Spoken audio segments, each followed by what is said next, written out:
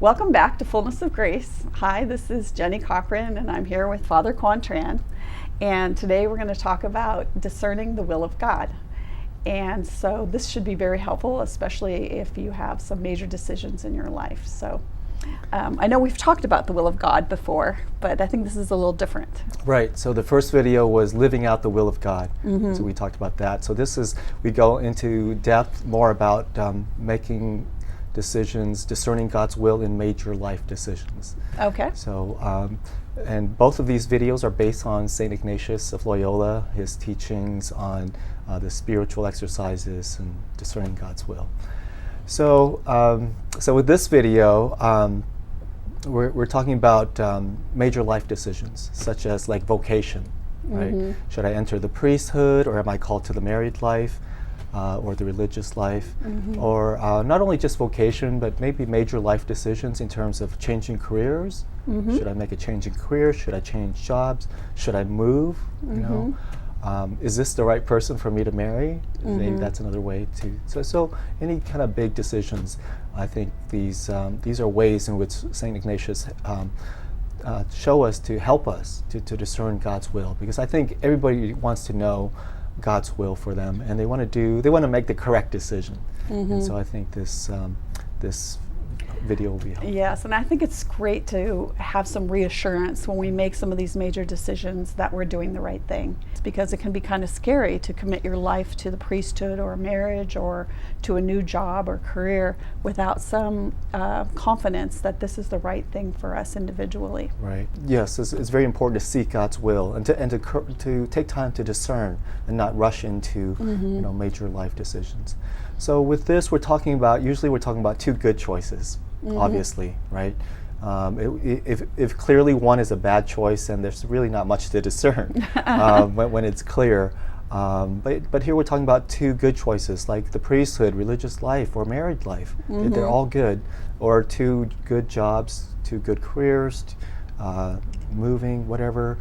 So robbing a bank or not robbing a bank are not things you want to discern. No. So sin is obviously no, right? Yes, sin is obviously, that's never God's will. Right. And so any kind of sin or anything that's contrary to the teachings of the church. So that's really clear. There's no there's no gray area really if it's a sin or if it's against the teachings of the church. So but here we're talking about two just good choices in and of themselves. So how do we go about doing this, discerning God's will? Right. So St. Ignatius speaks about 3 times when a correct decision is to be made. 3 times. And the first time he talks about when a person is so pulled by the will of God that they follow unreservedly. And he mentions 2 examples. One is St. Paul with his conversion, and then St. Matthew. Right, when Jesus calls him, "Come follow me." Yes. And it's so clear to St. Matthew and St. Paul at that time to drop what they're doing, to change their life, and to follow Jesus. And so he says this is the first time when things are just so clear to us, where God sort of gives us the grace, and he reveals it so unreservedly, so clearly, so powerfully, where we naturally follow without question. Here it's just really clear, and you just know it from your gut. But here it's rare. Saint Ignatius says that this is usually a devout person. If somebody who's living in sin, it's not going to be really clear. But a devout person, somebody who has already kind of given, is completely open to God's will, to desire to do His will. Their heart is in the right place, and they've received maybe the gifts, the fullness of the gifts, and the virtues of the Holy Spirit. So we're talking about a devout person, and God is calling them and revealing to them, and this is rare. This is rare, and even if this happens, it's always good to seek confirmation, to test it out, rather than to jump right in. With all of these things, it's always prudent to continue to discern, even though it may be real clear. So sometimes I hear people who've discerned the religious life or the priesthood. They said it was just real clear to them, that it was obvious that God was calling to them. There was a moment, there was a time, there was something that was just real clear. But nonetheless, they continue to discern. They continue to test it out, and it just confirmed for them. But they can go back to that one time when it was clear that God was calling them to this. So that's the first time when a correct decision or a good choice can be made. The second time, St. Ignatius speaks about being enlightened by spiritual consolations and spiritual desolations, discerning the spirits. Here he's talking about a process, not just a one-time event, not just a one-time experience, but an ongoing process, a pattern, if you will. He speaks about consolations, a time when one feels close to God, feels the peace, the joy, really being close to God, filled with faith, hope, and love, and being consoled, spiritually close to God. And so usually at that time, God will draw the person to a certain vocation or decision. It could be during that time that you feel drawn to whatever married life or religious life or moving to to another state or changing jobs. So he said, this is something that you continue to discern. God speaks to you through spiritual consolation. And then also at the same time, spiritual desolation. There are periods, there are times when you feel far from God. You feel agitated. There's a lack of peace. There's anxiety, there's worry, there's doubt. And usually during this time, people will have the questions and doubt and worry about that same vocation or decision that God is drawing them to during the spiritual consolation. So St. Ignatius says during spiritual consolation, it's the good spirit that's working in you. The Holy Spirit, the saints, the angels, drawing you to do God's will. And during desolation, it's usually the bad spirit that is vexing you, giving you a hard time, disturbing your peace, creating doubt, anxiety. And he says, of course, if you see a pattern here, it's to follow the good spirit, the times during consolation. When it seems clear, it seems you're close to God, and you feel good about this choice, this vocation, and to follow that. So that's the second choice, or the second time when a good decision is made. Sometimes there's clarity, sometimes there's a pattern, a clear pattern. Sometimes there isn't. Sometimes there isn't clear. But I think even if it seems like there is a clear pattern, I think one should again continue to discern with the third time that St. Ignatius speaks about. And so he said the third time is a time in tranquility. So a time when you're not really agitated or pulled in different directions by the different spirits. It's a time when you're calm, where you're at peace, where you can kind of think clearly and sort of have control of your faculties and to reason. You're not disturbed, so that you can rightly decide. And he said during this time is to bring whatever decision that you want to make to your mind, or whatever that decision may be. And then he said, try to think of your end, the end for which we are made. He said that's really important. And the end for which we are made is for the glory of God and our salvation, right? So think of your end. Why do we exist? What is our purpose in life? It's really for the praise and glory of God and for our salvation and sanctification. And so that just sort of focuses in on our end. And so we try to fit the means to fit that end.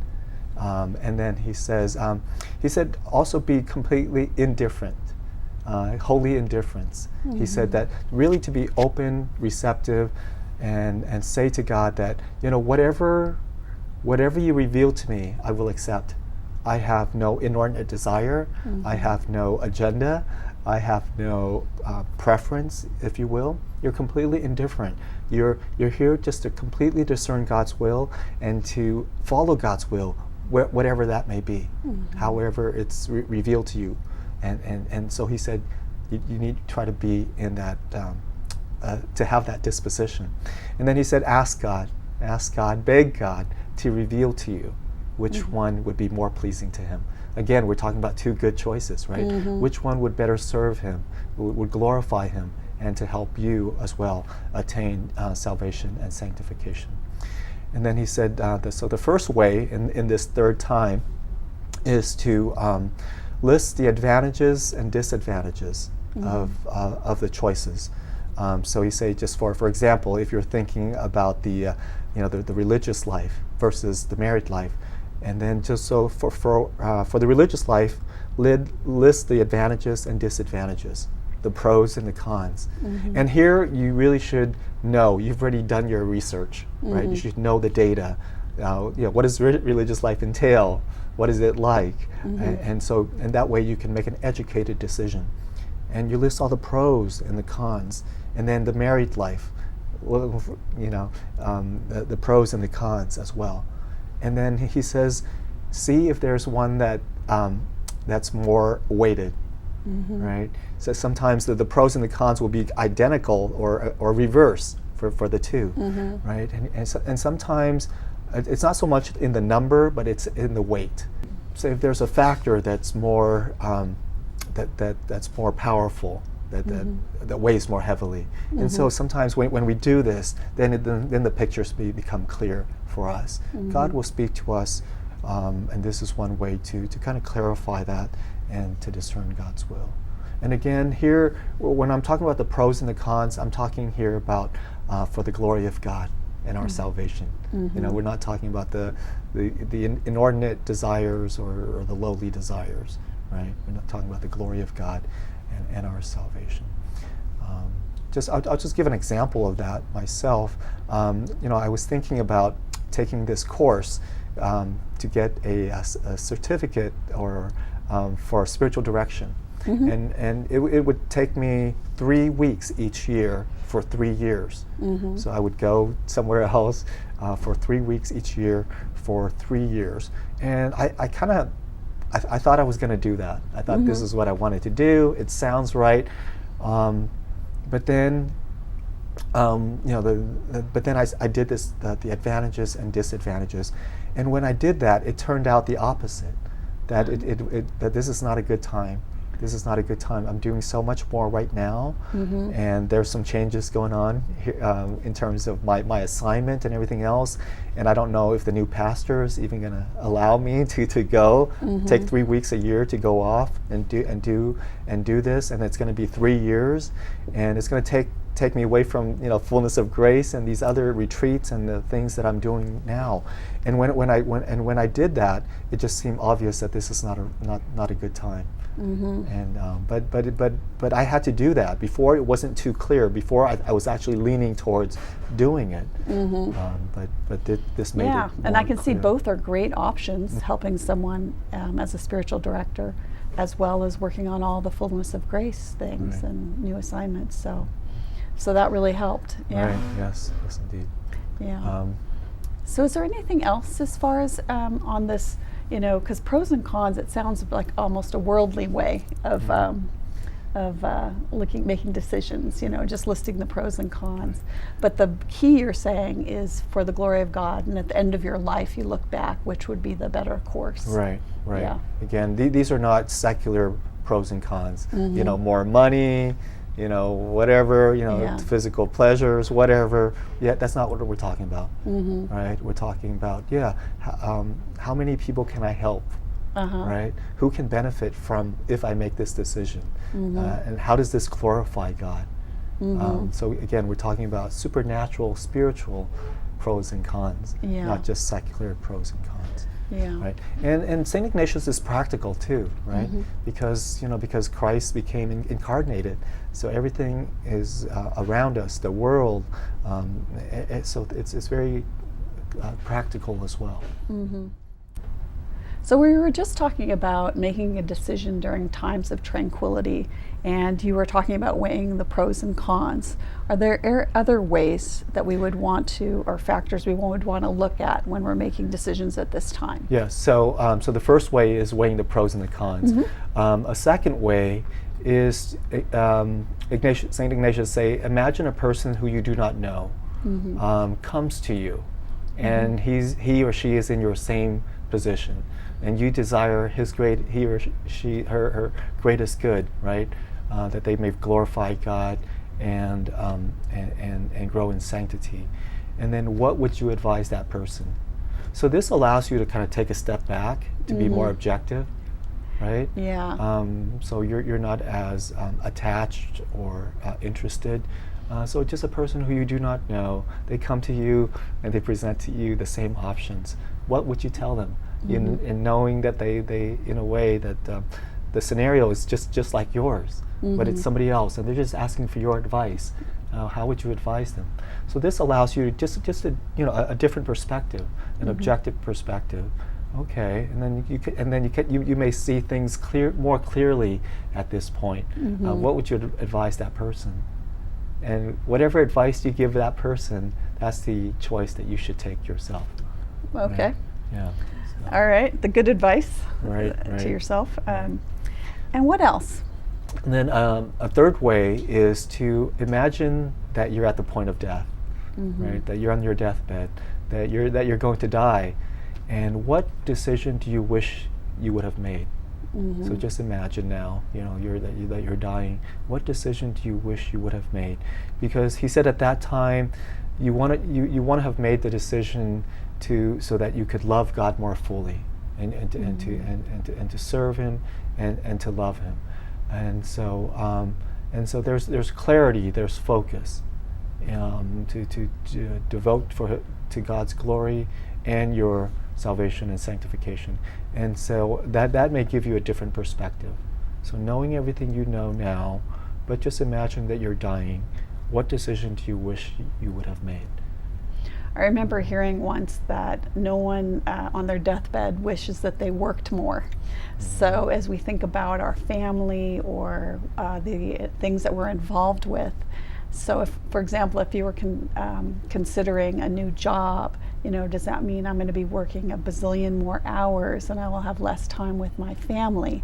So keeping that in mind on your deathbed, you're probably going to look back and say, wow, I wish I'd spent more time with my kids. Right. And so that makes sense even in the practical world. That's a great example, right? Because right now you may be drawn, say, to the money. Say this new job is going to... Promotion. Right? Yeah. Promotion, it's going to pay a lot more, but you have to move to another state. The kid's going to have to readjust.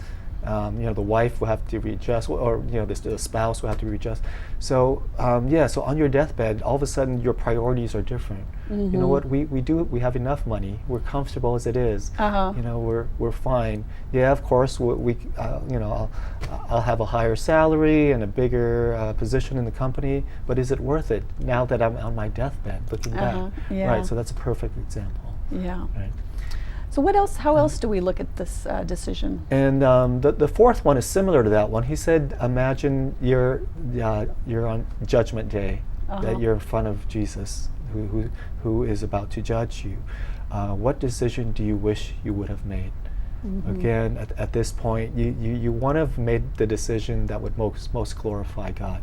You would spend your time choosing, living in a way that would be most conducive to your salvation, your sanctification, and most pleasing to God. So what decision do you wish you would have made? Which one will help you love God more fully? Which one will help you glorify Him more, to serve Him more, and to grow in sanctity? Or which one would be less so? So maybe at this point, again, it helps you to focus, help you to prioritize, to see what's really important. Yeah, I think each person also has been given different charisms and gifts. And if we think of ourselves as created by God for a purpose, each person has a purpose that they were put here on earth for. And so as we're thinking about that judgment, have we lived according to the gifts that we were given and the purpose that God has for us? Right. No, you're completely right. Another example is you, Jenny, with all the things that you're doing now, right? With the parish, you're volunteering. You're spending a lot of time with your parish and with me and Fullness of Grace, and you're really serving the Lord. Let's just say, for example, somebody saw one of our videos and they were so impressed with your with your videography that they wanted to hire you to do something that's completely secular. That's not for the glory of God at all. Mm-hmm. But that your names are gonna be in lights, and then you're gonna make big bucks. So maybe that's a time for you to discern, to think that you put yourself on the day of judgment. You're right before Jesus, and you're gonna have to give him an accounting of how you use your time, your energy, and your talent. And maybe that can help you decide, I don't need my name in lights. I don't need I don't. I don't need the big bucks, whatever. I'm happy to serve God in what I'm doing now. So that's just one example. In my humble way, yes. And what else should we do? Just once we've kind of got our idea that I think it's going this way, do we need to do something else? Yeah, you should seek confirmation. Saint Ignatius says, seek confirmation. Once you've kind of decided where you think the answer lies, then bring it to God. Say, God, I ask you to confirm this decision for me. Right? If this is for your greater glory, then let me know. If it's not, then let me know as well. And God will communicate to you again through peace, through signs, through other people, through opportunities. And then also seek a spiritual advisor, right? Somebody who's close to God, somebody who's wise in the spiritual life. Again, seek their confirmation as well. So it doesn't hurt to discern. And then also just to test the waters, right? Because you can always discern so much. Sometimes you just have to make a decision and test the waters, and then it will be clear to you whether this is something that you want to continue with, or whether, it's not what I thought it was. Yes. Right? Well, thank you so much for going through all this, because I think it's so helpful to know there's a way to discern whether we're doing the right thing in God's eyes. And when we talk about our major decisions in life, which can be really stressful, it's so helpful to have a process to go through to discern what the will of God is. So. Right. And so many times people, they don't know how to discern what decision to make. And so this is really a gift from St. Ignatius to give us different ways in which we can discern and confirm God's will and the better choice for us. All right. Well, thank you so much. And this has been Jenny Cochran with Father Quan Tran with Fullness of Grace. And thank you for watching.